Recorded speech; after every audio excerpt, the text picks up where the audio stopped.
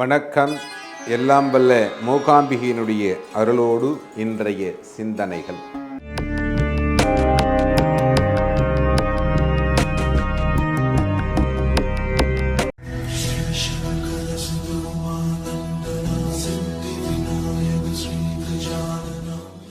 கங்கா யமுனா சரஸ்வதி அப்படின்னு நம்ம சொல்லுவோம். கங்கா யமுனா சரஸ்வதி, இது சீரியல் பேர் மாதிரி இருக்குது அப்படின்னு நினைக்காதீங்க.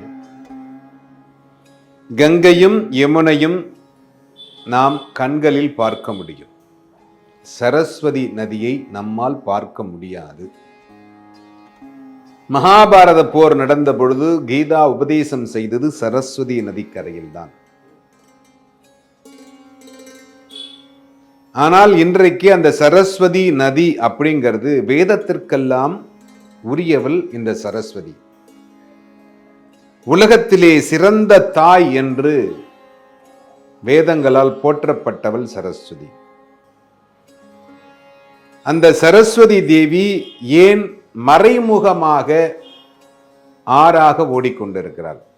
இன்றைக்கும் பூமிக்கு அடியில் பல ஆயிரம் மைல் வேகத்தில் இந்த சரஸ்வதி நதி ஓடிக்கொண்டிருக்கிறது என்று ஆராய்ச்சியாளர்கள் கூறுகிறார்கள். அதற்கு காரணம் என்ன?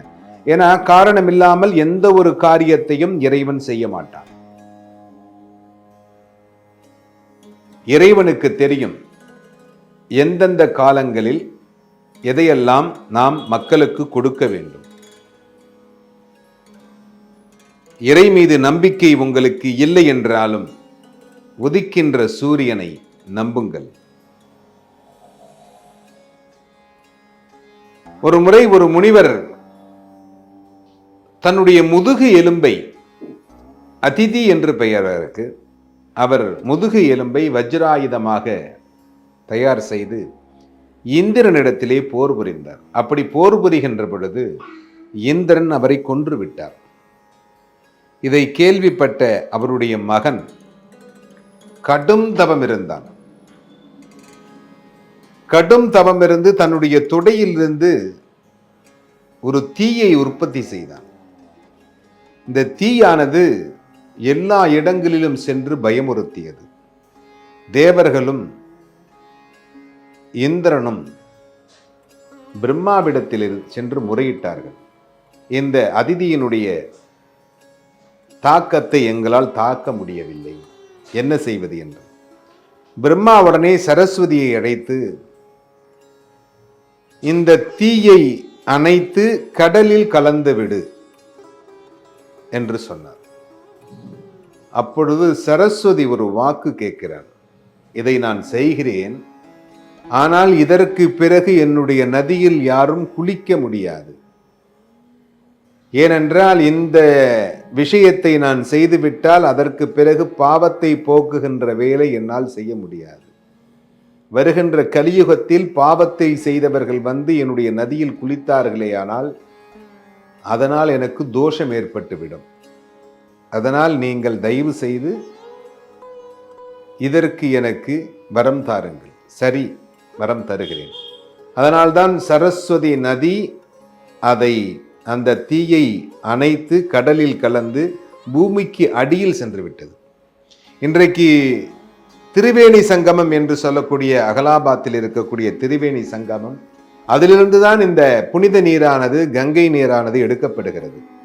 யமுனையும் கங்கையும் சேருகின்ற இடத்தில் இவர்கள் இந்த ஜலத்தை எடுத்து வந்து எல்லோருக்கும் தீர்த்த பிரசாதமாக கொடுத்து கொண்டிருக்கிறார்கள். ஆனால் அந்த இடத்திற்கு பெயர் திரிவேணி சங்கமம்.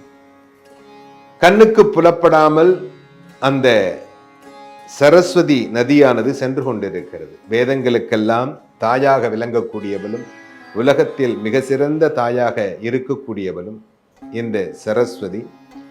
இந்த சரஸ்வதியினுடைய அனுகிரகம் எல்லா குழந்தைகளுக்கும் கிடைக்க வேண்டும். இந்த சரஸ்வதி தேவி முதலில் அவதரித்த இடம் அப்படின்னு சொன்னீங்கன்னா மூகாம்பிகை, கொல்லூர்.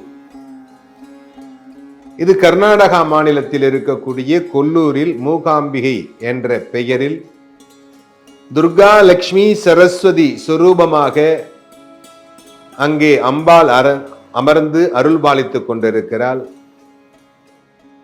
அதேபோல் நிறைய ஆலயங்களில் நர்தன சரஸ்வதியாகவும், வீணை இல்லாத சரஸ்வதியாகவும், ஞான சரஸ்வதியாக தஞ்சை பெரிய கோவிலிலும் நிறைய ஆலயங்களில் சரஸ்வதி அனுக்கிரகம் செய்து கொண்டிருக்கிறார். இந்த சரஸ்வதி தேவிக்கு குமரகுருபரர் மஞ்சள் நிற பூக்கள்னால் அர்ச்சனை செய்து, மஞ்சள் நிற வஸ்திரத்தை அணிவித்து, மஞ்சள் நிற பிரசாதங்களை கொடுத்து அம்பாளை வழிபாடு செய்து குமரகுருபரர் வெற்றியடைந்திருக்கிறார். அப்படிப்பட்ட வாக்தேவி, நமக்கெல்லாம் லலிதா சகஸ்ரநாமத்தை அருளிய வாக்தேவியை அனைவரும் வணங்கி எல்லோரும் இன்புற்றிருக்க எல்லாம் வல்ல சுவாமிநாத சுவாமியை பிரார்த்தனை செய்கிறோம்.